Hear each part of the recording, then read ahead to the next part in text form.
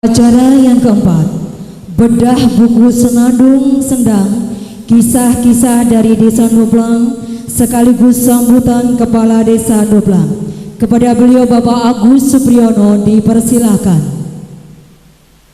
FPPD bersangkutannya dan saya yang hormati Ketua Dewan Adat beserta anggotanya, yang saya hormati adik-adik kreator cerdas AI Desa Nublang, yang saya hormati segenap kepala dusun, Bapak RW dan Bapak RT yang tentunya saya cintai dan saya banggakan. Tidak terlepas daripada adik-adik sekalian, adik-adik seniman, rombongan dari keroncong, dan kesemuanya tentunya tidak bisa kami sebutkan satu persatu. Sebelumnya mari sama-sama mengucapkan puji syukur kepada Allah ya Robbi, Tuhan semesta alam, di mana di kesempatan pada pagi hari ini kita masih diberi nikmat, beberapa nikmat oleh Allah Subhanahu wa taala, di antaranya nikmat kesehatan dan nikmat kesempatan, sehingga di hari ini pula kita bisa menghadiri undangan dalam rangka bedah buku rangkaian hari jadi Kabupaten Blora ke-275 dalam kaitannya dengan guyub rukun nyawiji gumergah membangun desa. Dan mohon maaf tidak terlepas yang kami hormati saudara saya yang dari Kagok Ngaringan, dari tadi rekan dari Pati, yang dari Kasepuan. Kalau ingin mohon maaf, Allahumma sholli ala sayyidina Muhammad. Tentunya tak lupa salat dan salam yang tak henti-hentinya selalu kita aturkan kunjungan kita Nabi Agung, Nabi Besar Muhammad Sallallahu Alaihi Wasallam, yang nanti pasti kita semua menunggu syafaatnya nanti di yaumil akhir. Bapak Ibu sekalian, izinkan semuanya hari ini kita berbicara tentang budaya. Ada satu salam dari budaya. Mungkin bapak-bapak belum tahu, kami juga baru ketahui. Pada saat nanti saya menyampaikan salam budaya, Bapak Ibu menyampaikan atau menjawab lestari budayaku. Kenapa harus dilestarikan? Karena selama ini sudah dilupakan, sehingga diambil negara-negara lain baru kita bingung. Ya kita coba, nanti megang, kenapa pegang dada kiri? Ini tempat yang suci katanya gitu. Salam budaya. Salam budaya. Salam budaya. Dengan kita berikrar mengatakan bahwa lestari budaya, mudah-mudahan di kesempatan ini, di awal hari ini, diawali dari Desa Nublang dan 7 desa di Kabupaten Blora bisa melestarikan budaya-budaya yang ada. Karena apa sampai saat ini kita lupa? Karena terbentangnya waktu dengan satu era globalisasi ini yang kemarin-kemarin sudah kita lupakan, termasuk di dalamnya, sehingga ada nilai-nilai luhur yang terkandung di dalam budaya tersebut. Ini kita sudah lupa.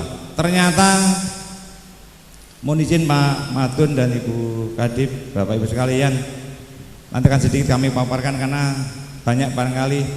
Ternyata di Desa Nublang ini sangat luar biasa dengan budaya tersebut. Ini gambaran saja sedikit yang bisa kami cuplik. Kita punya nanti di masjid itu ada satu tempat, itu juga makam tua itu nanti masih terah sejarah Majapahit. Nanti di belakang rumah saya ada namanya Raden Nurmat, itu dari terah Raden Patah. Kenapa ada di sini semua? Di sebelah selatannya ada satu makom banyak dulu itu, dan sekarang dikenal dengan namanya Gopati, itu namanya Pangeran Pener. Itu dari sejarah apa namanya Jipang Panolan. Berarti ternyata dulu tentang Demak Bintoro perang itu melewati ini Pak. Terbukti dengan peninggalan-peninggalan yang ada. Di mana juga di sana di Ngasem itu ada satu makom Pak yang baru kami tata. Itu namanya Dewi Roro Welansari Candrabumi. Itu putranya Ki Ageng Mertoyo. Itu masih terah dari Majapahit. Hal-hal semacam inilah yang kita sampaikan, kan ini tidak punya bukti fakta yang nyata. Tidak ada peninggalan sejarah-sejarah tentang buku dan sebagainya. Tidak ada penemuan-penemuan yang ada. sehingga nyun sewu kita dikatakan orang yang ngoyoworo. Padahal kalau untuk menggali sejarah yang terdapat di dalam Nusantara ini, di dalam bumi Nusantara kita ini, kita dibutuhkan satu nilai-nilai sumber daya alam yang mempunyai kemampuan yang cukup. Barangkali kalau kita berbicara tentang jujur, tidak ada orang yang jujur.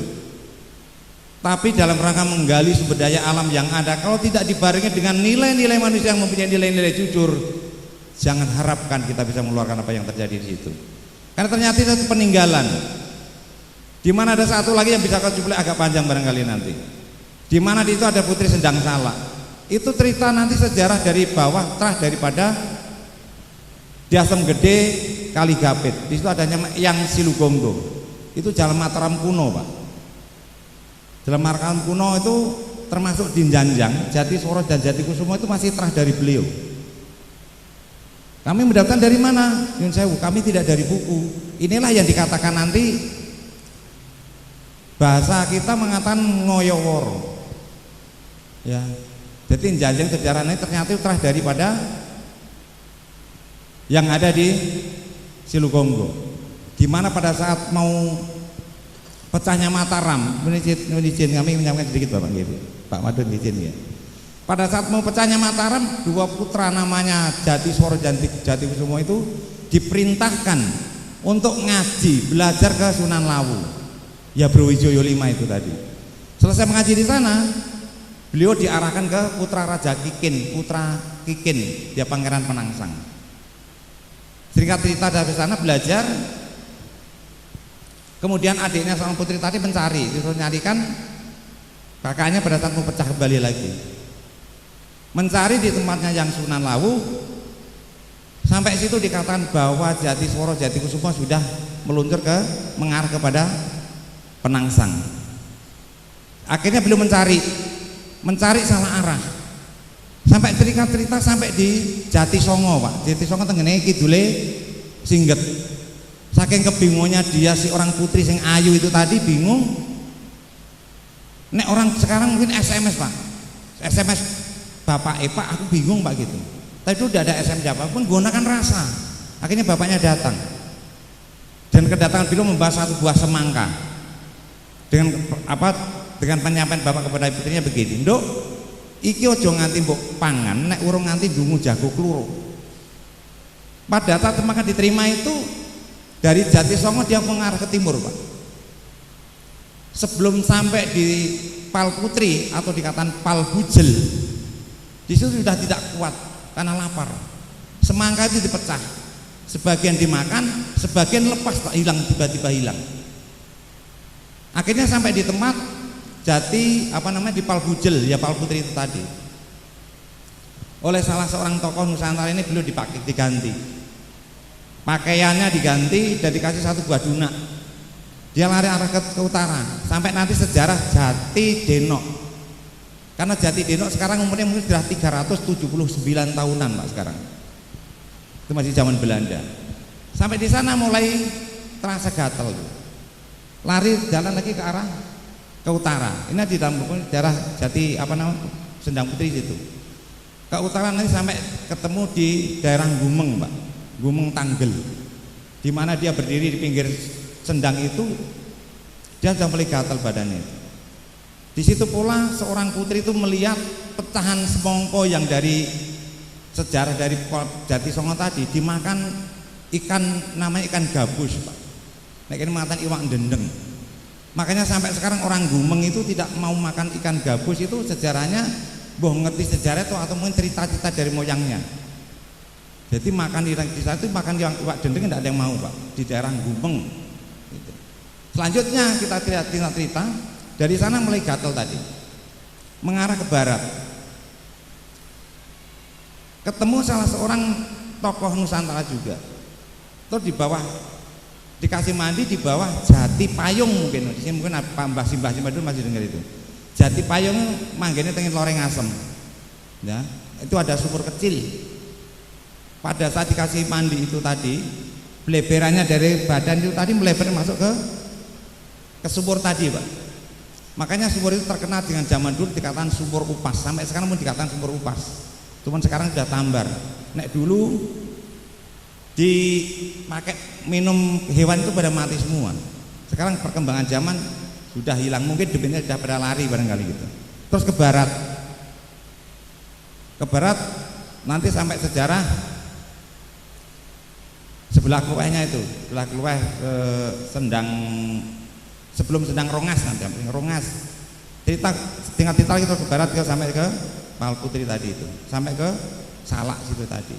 Nah sampai Salak ini ada seorang yang almarhumah, namanya mungkin Bapak Ibu sudah mendengar semuanya, namanya Bu Susilowati. Itu seorang bidan, di mana pada saat itu Sendang Putri Sendang satu nikah, melahirkan, punya anak satu perempuan. Karena beliau pulang ketinggalan, ente ingat di apa? Ketinggalan apa nih Pak?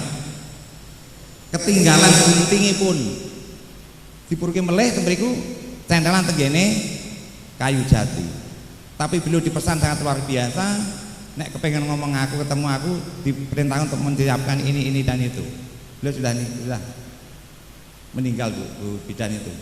Terus yang kemarin lagi dari satu orang tadi punya anak kembar dikali Gapit, ya itu putri juga kembar di situ. Jadi ini ceritanya yang kami ceritakan ini sebenarnya bukan suatu dongeng, tapi kembali kami tidak punya datar, tidak punya fakta, tidak punya buku, tidak punya peninggalan yang ada, makanya kami ceritanya nanti suatu dongeng belaka. Demikian juga Nyun Sewu, sedikit kami sampaikan. Di Kesongo itu ada satu cerita. Itu bukan cerita, itu dongeng, bukan dongeng, itu sejarah. Di mana Kamolan itu dulu itu kan ngertinya orang sekarang ini. Dulunya bagaimana tidak ngerti, akhirnya setelah dipacel itu berdarah setelah makan 9 orang itu nanti saat ini pun tidak tahu kemana arahnya, nggak ngerti.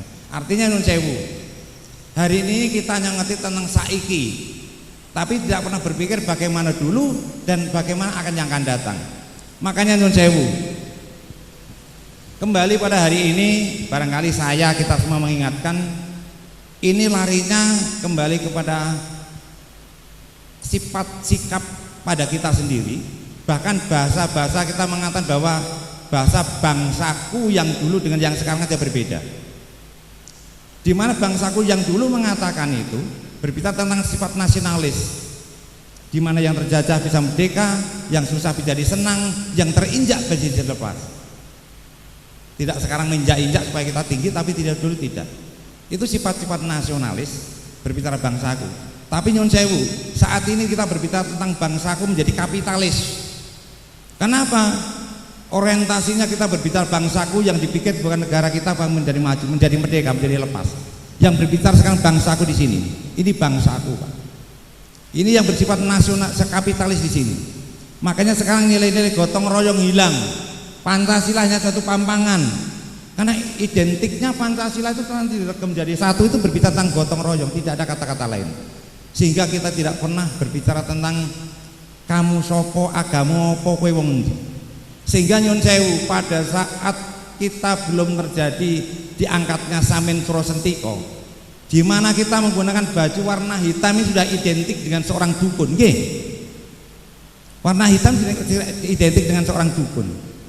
Di mana setelah Samin Nista ditetapkan menjadi pahlawan luar biasa, anak SD semua nanti sekarang tiap 1 bulan sekali menggunakan baju hitam, bahkan pegawai negeri pun menggunakan baju hitam. Apakah kita menjadi dukun semua? Makanya saya sering berpesan pada saudara saya, ojo isin menjadi wong Jowo.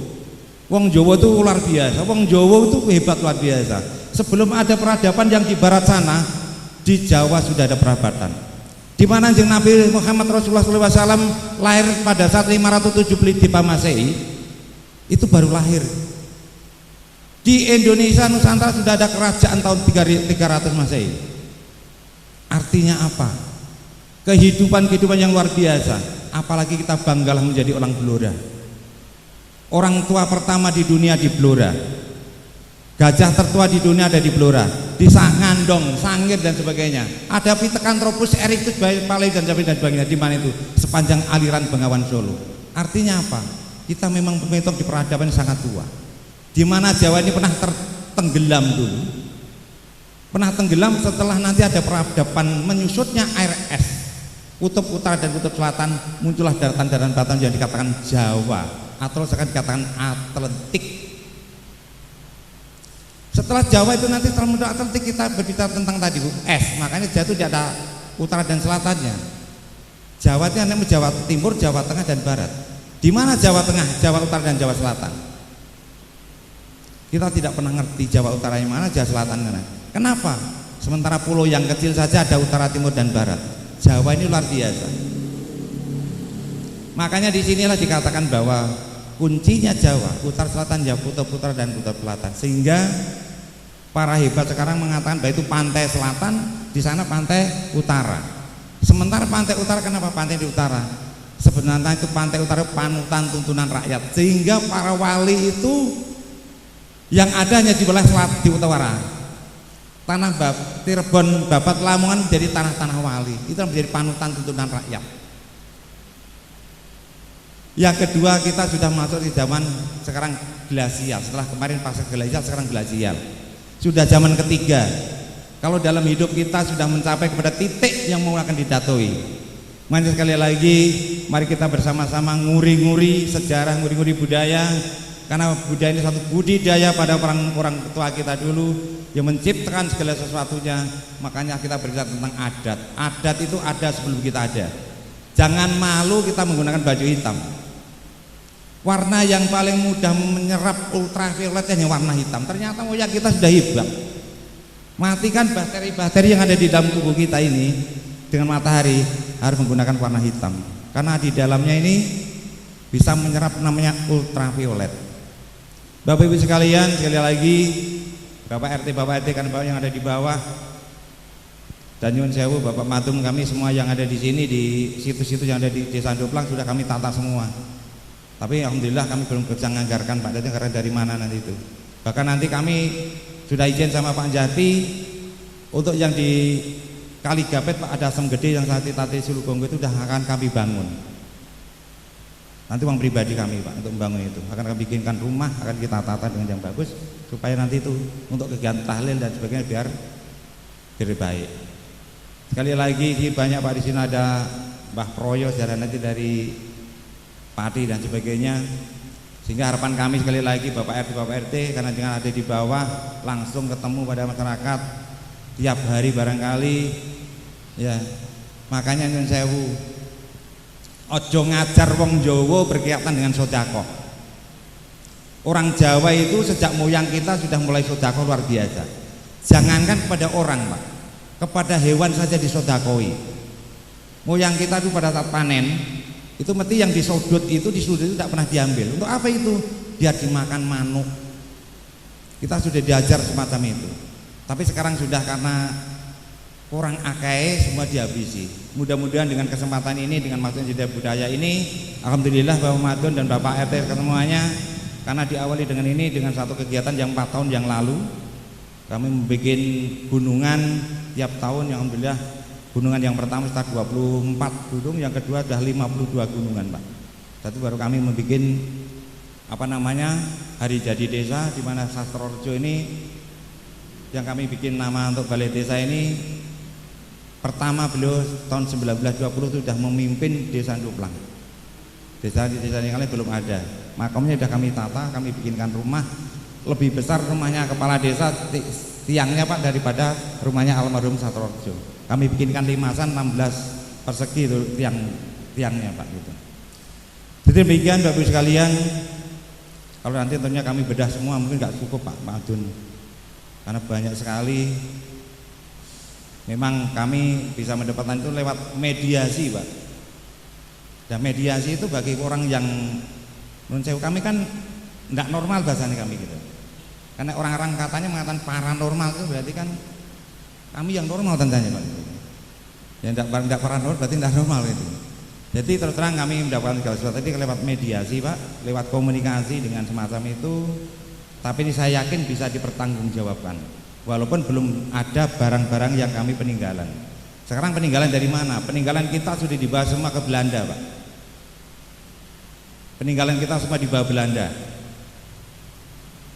Bahkan peninggalan Mojopahit dibawa tentara Tartar Pak. BLBI dibawa ke kota Fujian Cina Pak. Ya, jadi peninggalan-peninggalan sekali lagi ini yang kami sampaikan bisa dipercaya monggo, orang dipercaya tidak apa-apa. Yang yakin jelas saya menyampaikan sesuatu tidak ada tendensi segala sesuatu dalam rangka membohongi panjenengan. Untungku opo nek aku bohongi sampean. Karena yang kami lakukan ini bukan untuk di kecamatan, bukan di Sandoplang. Kami 11 tahun yang lalu kami sudah membangun di Randu Blatung Pak, namanya Mboyang. Itu makom Mboyang yang nata kepala desa Sandoplang sekarang Pak. Dulu saya sama di TNI. Kami paping, kami bikinkan jalan, kami bikin pagar besi, itu saya Pak di Mboyang Randu Blatung gitu. Kenapa di situ ada nilai-nilai sejarah.